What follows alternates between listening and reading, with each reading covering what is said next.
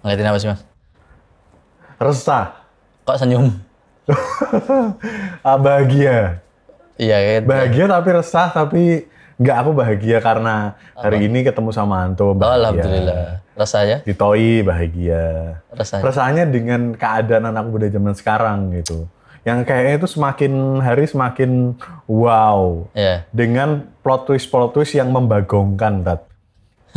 Gimana tuh? Nggak kan memang, aku nggak tahu mungkin karena sosial media ya. Tapi mungkin dari dulu memang di anak muda masalah pacaran ya atau perzinaan ini mungkin banyak. Enggak, Kalau banyak. nyebutnya zina nggak apa-apa ya? Iya kan memang Terlalu zina. keras ya? Enggak. Terlalu keras ya? Kayak nyebut, Zina antum. ya kan biasa aja. Kayak nyebut bunga bank riba kan. Oh gitu Ya ya? kembalikan kepada pengertian aslinya. Oh, iya, betul, Kayak betul. gitu. Ya tentang hubungan antara pria sama wanita ya, cowok cewek ini kan banyak problematikanya. Di anak muda ini ya karena dengan adanya sosial media semua mudah ke-up gitu. Dan salah satu contohnya adalah kemarin kita ngelihat yang viral di mana-mana, yang mahasiswa yang pergoki di kamar mandi ya. Enggak, di kamar masjid. Yang sudah melakukan hal yang tidak senonoh 3 kali bahkan. Iya bener. Ya itu. Jadi imam masjid sama pacarnya kali ya mungkin ya. Nggak tahu. Terus dipergokin sama temen kamarnya yang dia juga imam juga. Waktu itu pokoknya banyak lah di sosial media, tinggal dicari zaman sekarang kan kronologisnya seperti apa, seperti itu. Nah kayak gitu tuh untuk menjelaskan ke orang tuh kayak tuh yang penghafal Quran tuh yang alim aja juga tetap kena loh kayak gini gitu. Ya. Dengan kasus-kasus yang kayak gini gitu. Apakah itu memang memalukan Islam atau memalukan Muslim kan beda ya. Nah, apakah itu memalukan kita semua? Gimana tuh, Tat? Ya kalau lihat dari segi kronologi ya. Kita malu nggak ini? Ya sebetulnya hal seperti ini tuh ya tidak sekali 2 kali terjadi ya. Iya kan, itu udah banyak kan. Artinya banyak ya. Jadi Cuma zaman, ini aja yang baru ke-up. Zaman dulu ya, dari zaman dulu ada penghafal Quran ngapain, tidak Iya. cacat amanah, tidak amanah dengan apa yang dia pelajari dan seterusnya. Yang mau kita harus bedakan dulu di sini harus kita pisahkan antara persoalan hafalan Quran 30 juz imam masjid dengan kelakuan orangnya dulu nih. Jadi yang harus kita pisahkan itu dulu. Iya. Antara orang yang melakukannya dengan unsur-unsur agama di dalamnya. Itu harus dipisahin karena ada usaha sekarang ini yang saya khawatirin gitu loh, kalau digabungin nih tanpa ngelihat dulu sisi yang tepat itu bisa ke arah desakralisasi agama. Apa itu? Desakralisasi agama itu seolah-olah membuat ngapain juga jadi penghafal, toh kelakuan juga sama aja kok. Padahal nggak ada hubungan. Iya. Nggak ada hubungan. Artinya mau orang sesoleh apapun juga, siapa yang bilang dia nggak kena ujian? Nah, Nabi aja pesan di dalam hadis jelas bahwa ditinggalkan fitnah yang besar ya. Ada fitnah yang besar yang itu jadi fitnah yang sangat kubro, sangat besar sekali. Ya ini adalah fitnah tunisa gitu. Fitnahnya perempuan gitu. Fitnah perempuan ya. Tapi boleh dijelasin juga nggak fitnah dalam arti fitnah perempuan tuh apa? Fitnah tuh ujian. Ujian ya. Jadi ujian yang paling berat ditinggalkan Nabi merasa pun itu ujian yang berat bagi kita umat, apalagi khususnya yang di akhir zaman itu. Ya, itu ujian perempuan. Berarti bener ya slogan itu harta tahta wanita itu? Iya, ujian ya. Jadi kita harus pisahkan dulu antara orang yang menghadapi ujian dengan pernak-pernik atau kemudian persoalan-persoalan agama yang menghiasi dia. Iya. Kita pasti sepakat dong, di dalam Al-Quran sendiri juga kan ada larangan berzina ya. Nah itu jelas gitu. Artinya agamanya, aturannya itu melarang loh ya. Oke, aturannya udah melarang nih. Melarang. Oke, dari Islamnya ya. Nah, tinggal masalahnya kan pelaksanaannya. Pelaksananya itu kan manusia. Yang bisa saja pada satu waktu taat, bisa saja pada satu waktu maksiat. Baik, karena sifat manusia juga berubah-berubah tuh, naik turun. Betul, tergantung kan triggernya ya.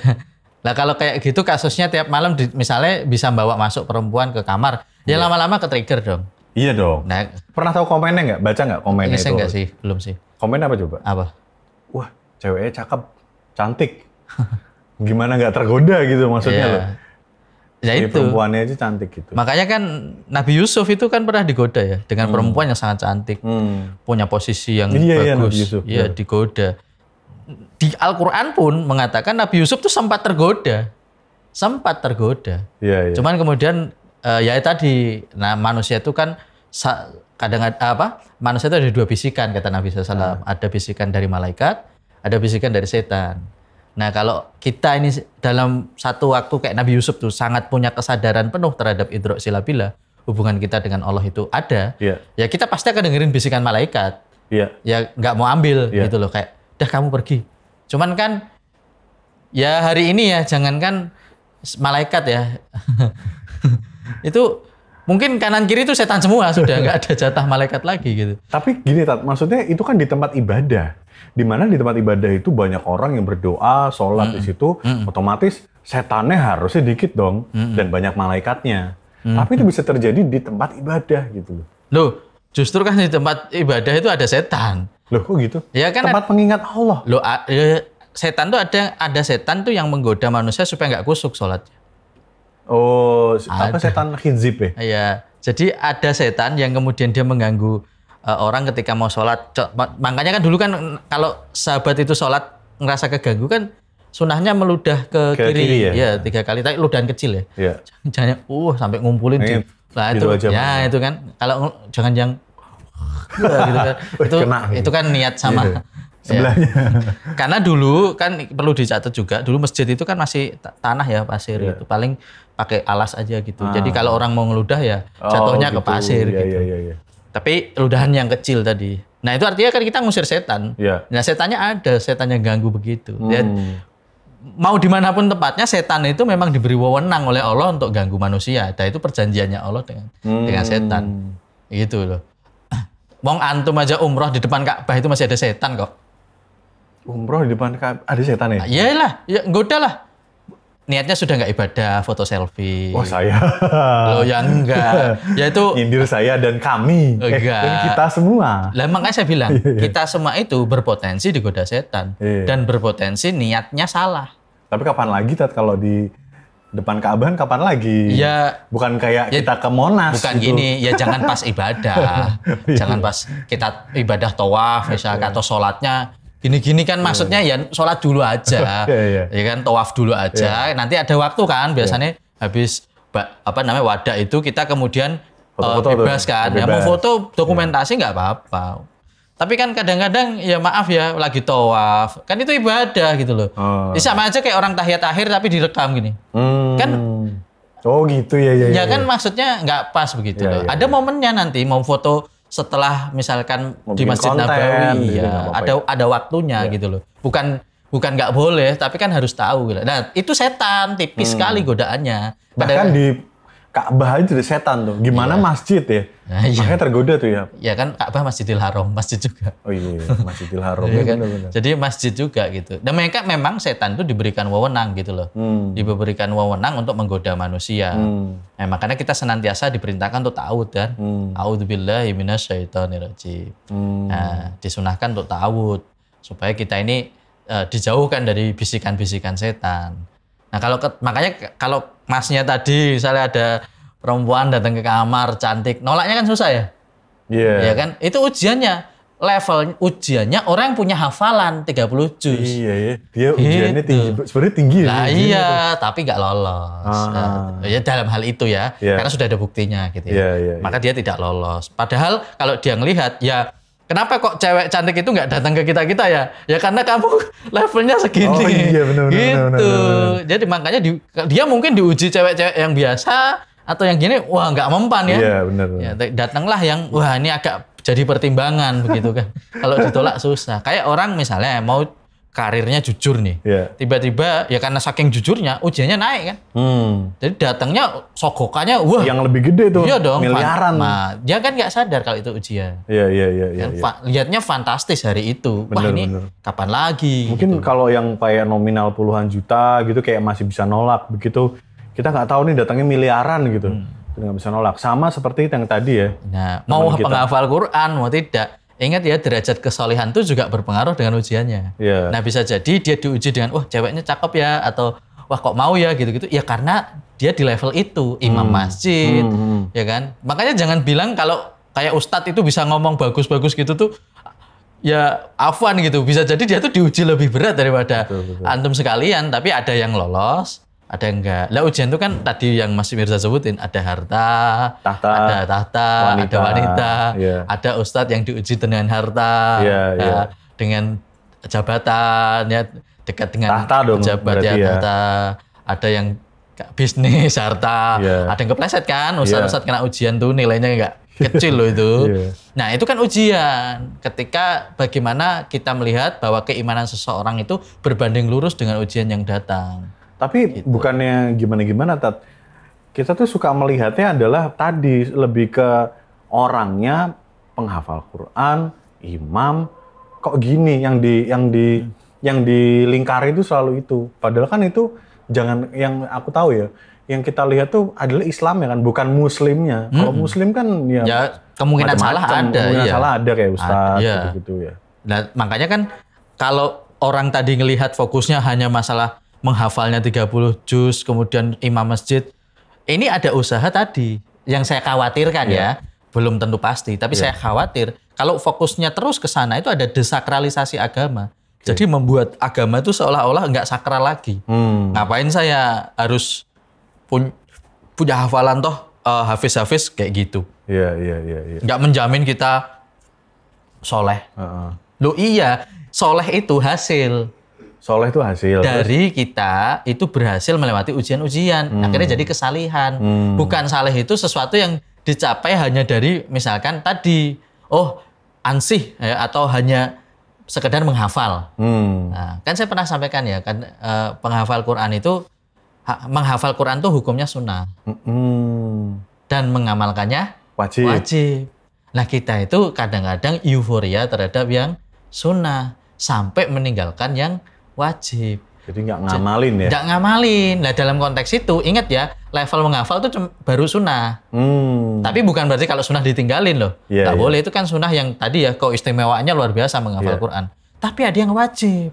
Cuman kan lebih keren lagi atau lebih absolut tuh kalau udah mengamalkan. Nah, itu sempurna.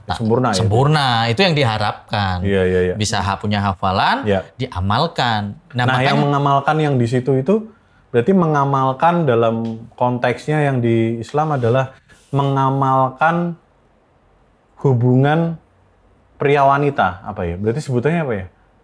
Yang diamalkan di Quran itu apa, Tat? Yang diatur? Kalau dengan kasus yang itu ya, berarti ya hubungan pria wanita, ya syahwat. Kan banyak ya di Al-Quran, wala taqrabuz zina, ya inakana fahisyatan wa asa asabila. Kan jangan kalian mendekati zina. Nah, itu jalan yang keji. Terus kemudian kan ada lagi kan tentang persoalan pernikahan, ya kan, wa min ayatihi an khalaqalakum min anfusikum azwajan litaskunu ilaiha dan seterusnya. Dan banyak lagi ayat-ayat lain yang memerintahkan kepada kita untuk kalau ada yang sendiri nikahkanlah gitu loh. Jadi kalau ya sebetulnya perintah untuk menghindari itu dan kemudian solusinya itu ada. Masalahnya kadang-kadang kan kita ini suka ngerasa lebih pinter dari Quran. Loh, emang nikah gampang? Loh, yang jamin Allah kok. Iya. Maksud saya, kan kamu nggak tahu nih kalau nikah nasibmu akan seperti apa. Tapi yang pasti sudah jelas, kamu belum nikah dan kamu miskin. Dan kamu tinggalnya di dalam masih ikut masjid. Coba kamu nikahi perempuan itu ya. Wah, Fufti, antum kok jadi sering kesini, ya kan? Saya kan nggak mau nih. Ini lu datang aja, perempuan datang aja. Ini jomblo ya, datang ke rumah aja tiap hari. Itu udah fitnah loh. Kan dilihat tetangga. Ya? Iya, padahal cuma misalnya datang aja tuh di depan nganter makanan nih padahal. Itu aja udah jadi omongan loh, bisa jadi. Itu siapanya ya, kan gitu. Iya, benar. Lah apalagi ini sampai masuk kamarnya, dia sudahlah jadi fitnah besar. Berarti solusinya? Ya nikah. Nikah dong. Harus itu langsung dinikahin ya itu. Nah, berarti kalau mau nikah nih gitu. Nah, mumpung di masjid. Harusnya begitu ya, harusnya begitu. Dan tapi kayaknya kemarin ininya kan malah kena hukum ya. Imamnya kena hukum, maksudnya dikasusin kayaknya. Jadi persoalan asusila kan, jadi persoalan asusila. Nah, maksud saya memang ya ini pelajaran juga untuk para orang tua ya, bahwa menikah itu bukan hal yang sepele gitu. Ya, bayangkan berapa banyak kerusakan yang terjadi akibat kita itu tidak mempermudah pernikahan, mempermudah pernikahan. Oke. Kerusakannya itu lebih banyak loh daripada ketika orang menikah, terus maaf ya ini kita nggak minta nih, tapi kan ada kemungkinan ya gagal. Itu masih lebih baik. Karena apa? Karena mereka melakukan apa? Hubungan-hubungan yang masih dibolehkan oleh Allah. Bahkan cerai pun, kalau memang pada satu kondisi memang tidak bisa diselamatkan, ya sudah. Tapi apa? Yang terpenting, hubungan nasab, efek-efek yang ditimbulkan setelahnya itu loh, itu nggak rusak dunia ini. Sekarang bayangin ya, kemarin ada berita di sosial media, masa ada suami istri baru tahu kalau mereka incest.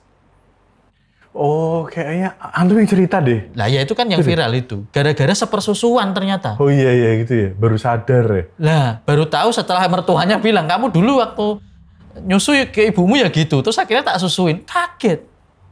Lah berarti sama suaminya padahal udah punya anak 3. Nah, gitu loh. Pendidikan semacam itu kan penting untuk diketahui masyarakat. Jangan menyepelekan lah. Padahal karena agama saja membahas. Kalau agama itu sampai bahas detail, berarti itu sesuatu yang serius. Gitu loh. Sesuatu yang kalau kita nggak lakuin, efeknya tuh banyak sekali. Gitu. Berarti itu ini tentang mengelola syahwatnya aja ya. Nah, cara menyalurkan manajemennya aja dengan proses nikah, ta'aruf, kayak gitu ya. Atau misalnya belum memang sanggup, ya janganlah jauh-jauh lah dari perkara. Iya, nolaknya gimana dong kalau modelnya kayak gitu? Ya Uhti, kalau antum suka sama saya, ya saya belum siap nikah. Kalau mau nungguin saya, boleh berapa tahun, silakan ditentukan. Mendingan Uhti coba tinggal download Ta'aruf Online Indonesia aja. Bisa, ya. Nanti kamu cari di sana. Saya soalnya nggak pakai. Lah kan belum siap. Oh, nggak pakai. Lah kan dia belum siap. Kan Ta'aruf Online hanya untuk yang siap-siap saja. Wah, kalau yang masuk di Ta'aruf Online tuh yang imam-imam penghafal tuh banyak. Ada. Nah, itu kan berarti imam-imam yang ternyata kan tidak semua imam dan penghafal Quran seperti itu. Betul. Artinya bukan masalah menghafalnya, bukan masalah imamnya, tapi memang itu pilihan orangnya. Ketika dihadapkan pada ujian, penyikapannya terhadap apa yang sudah dia hafalkan itu gimana, pengamalannya. Nah itu yang paling penting. Jauh loh lebih banyak penghafal Quran dan imam yang tidak melakukan itu. Betul. Kan jauh lebih banyak kasusnya. Iya. Makanya kan ini minor ya. Berarti kan minor banget. Orangnya. Ya maka tadi diserang fitnah. Siapa tahu imam-imam yang lain memang belum pernah dapat fitnah begitu kan. Belum ada aja kesempatannya. Masa belum kesempatan diuji Oh, gitu. diujinya. Iya, jadi kalau ini kebetulan ada diuji ya kan. Sampai ya di zaman Nabi Musa itu ada. Ada juga yang dia orang terkenal di kampung itu soleh. Kemudian ini dititipi anak perempuan, gadis perempuan oleh kakak-kakaknya yang lagi berangkat jihad, berangkat perang waktu itu. Nah kemudian si orang soleh ini takut terjadi fitnah, dibuatkan rumah sampean tuh. Tapi masih satu pekarangan, biar tinggalnya misah kan. Nah lama-lama ya gitu, setan itu kalau sama orang soleh nggak langsung itu loh perempuan, nggak bisa. Muter dulu caranya. Tuh diajari. Tuh dikasih makan, kamu nggak kasihan, diantar sendiri. Lama-lama dikit-dikit, lama-lama dibikinkan kajian, dah kamu dari luar. Nah, dikit-dikit masuk. Cara setan itu menggoda orang soleh beda sama orang yang tidak soleh. Kalau tidak soleh itu lihat minuman Homer aja gini, enak wih, minum, gampang. Orang soleh nggak bisa minum tuh, nggak mau. Karena harus banyak giringannya dulu. Nah ini dulu, pendekatan dong. Pendekatannya. Kan, sama orang dakwah kan supaya bisa cair gitu. Kan dakwah gitu kan. Antum juga gitu berarti kalau digoda gitu. Enggak sih, ya sering kan kalian yang godain. Emang caranya gitu berarti. Ya caranya begitu, makanya kita harus tahu ya sebagai dai misalnya atau orang yang diamanahi oleh Allah. Pengetahuan tentang agama, kita harus tahu batasannya di mana. Semua itu bisa jadi cara, tapi harus tahu batasannya di mana.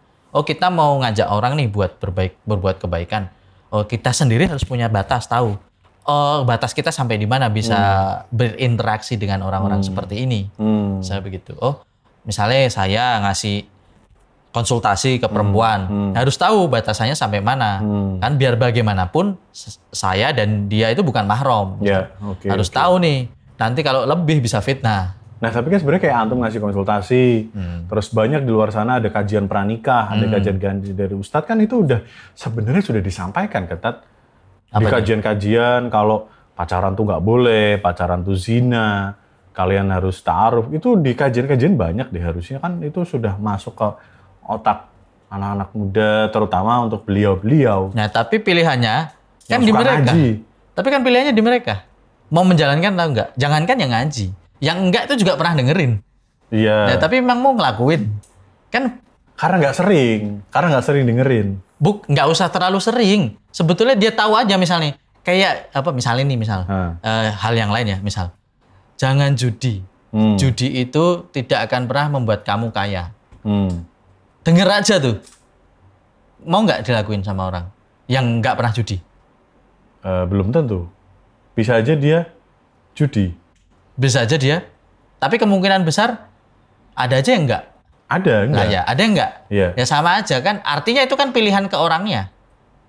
Tapi kan nggak repetitif, harus disampaikan. Mungkin kalau teman-teman kajian nih, komunitas muslim yang dia sering ikut kajian kan mereka lebih terjaga secara lingkungan, mindset-nya. Enggak juga. Jadi gini ya, harus lepas dulu dari persoalan orang Iya. dengan faktor-faktor pendukung. Orang itu bisa futur Oh, turun iman. walaupun dia berada di komunitas yang baik. Walaupun sering tuh. Lah iyalah. Kan Kalau kayaknya futur, enggak, kalau orang ikut kajian pranikah, dia futur resikonya nggak datang ngaji. Udah kelihatan sebenarnya. Ya, bisa, itu yang paling ringan nih. Futur berkelamaan misalkan. Ya namanya orang ya sosial kan, masa temennya itu doang. Iya dong, masa temennya cuma ngaji doang, pasti ada yang umum. Nah, siapa tahu waktu lagi nggak feel nih nongkrong sama teman-teman ngaji. Oh, nongkrong di tempat lain. Sama teman yang biasa gitu. Ya. Pikir dia kan, aku udah ada bekal kan. Oke, iya. Kan kayak aku tahu lah batasnya, tapi tadi kan nggak tahu nih. Mungkin lagi lelah, lagi apa, pikirannya banyak. Temennya yang biasa-biasa ngajakin, dia pikir itu kayak nggak sesuatu yang nggak terlalu salah lah, gitu. Karena saking tadi futurnya. Terus dia ya nggak apa-apa juga sih kan, nggak ini ya, kayak gitu. Toleransi, itu setan. Nah, cara buat menguatkannya gimana? Menguatkan, menjaga syahwat ini gitu. Ya idrok silafillah, nggak ada yang lain. Harus memahami kesadaran hubungan antara kita dengan Allah. Bahwa kita ini... Itu kan internalnya, maksudnya ini lebih ke support apanya yang, misal saya bilang tadi kajian adalah support sistemnya gitu loh, eksternalnya. Kalau dibilang gini, kayak motivasi misalnya. Motivasi itu bagus ya, benar-benar bisa motivasi. Tapi yang sebetulnya bisa mengambil tindakan terhadap motivasi itu siapa? Diri kita sendiri. Ya sudah. Itu kan cuma pemantik ya, motivasi sama. itu. Dakwah itu cuma mengingatkan. Pada akhirnya kitalah yang memutuskan mau mengambil itu atau tidak. Ingat ya, kan Allah sudah menyebut fadzakir innama anta mudzakir. Bahwa kamu itu cuma penyeru, penyampai. Jadi tidak usah memaksa orang atau membuat dia itu bisa berubah. Jadi jangan sampai kita itu berpikir bahwa kalau sudah dengar kajian punya lingkungan pasti safe. Enggak. Saya selalu, walaupun saya pelaku di dalamnya ya, di kajian dakwah, saya selalu menganggap diri saya itu ada kemungkinan untuk seperti itu. Maka saya berdoa kepada Allah supaya tidak sampai seperti itu. Berdoa kepada Allah itu hubungan saya dengan Allah. Ustadz atau pengajar itu juga merasakan seperti itu juga ya? Iya dong, semua hampir. Pasti sadar bahwa ada kemungkinan dia salah. Kenapa? Karena bahan bakunya sama. Kita ini manusia. Sama. Dan kita tidak ada yang dijamin lolos dari bisikan setan. Kecuali Nabi Muhammad SAW tok. Nabi Muhammad tidak mungkin dibisiki setan. Tapi kita semua, mau ustadz, mau kiai, itu punya potensi dibisiki setan. Dari jalan apapun. Entah itu wanita, entah itu harta, entah itu tahta. Maka ya dalam hal ini ya, terakhir ya, maksud saya untuk melihat posisi ini bahwa jangan sampai kita, para orang tua itu mengabaikan persoalan-persoalan demikian. Padahal sudah bagus penghafal Quran, imam masjid, bisa mengangkat derajat orang tua, tapi hancur seketika karena pengambilan keputusan yang tidak tepat. Dan anak itu nggak usah khawatir, nggak usah takut. Kalau memang sudah nggak tahan, dan dianggap ba'ah, mampu, sampaikan ke orang tua minta pernikahan. Dan orang tua mudahkan. Wong sudah ada aplikasi. Nah, maksudnya tinggal pakai aplikasi Ta'aruf Online Indonesia, tinggal di-download ya? Iya. Nanti ada tim yang membantu, ada ustadz-ustadz yang siap mengawal, dan ya insya Allah kebaikan. Jadi, terus nanti gimana walimahnya? Itu kan bisa dibicarakan. Jadi terhadap hal-hal itu jangan dipersulit. Inilah efek ketika pernikahan dibuat sulit. Tadi saya nonton X, ada cewek update. Apa? Akhirnya setelah 27 tahun baru berani pakai crop top. Bayangin, ngupdate status, tulisannya begitu. Crop top loh mas, udah kelihatan. Di post 27 tahun baru berani pakai. Saya kaget. Mbok ya 27 tahun akhirnya memutuskan berhijab. Iya. Ini pakai crop top.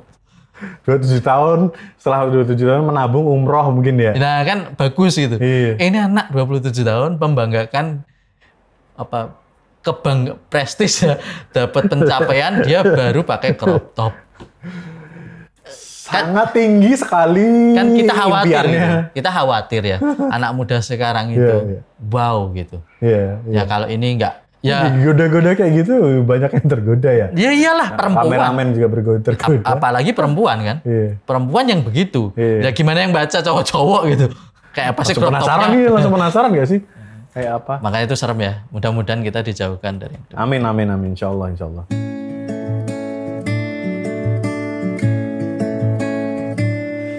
Teruntuk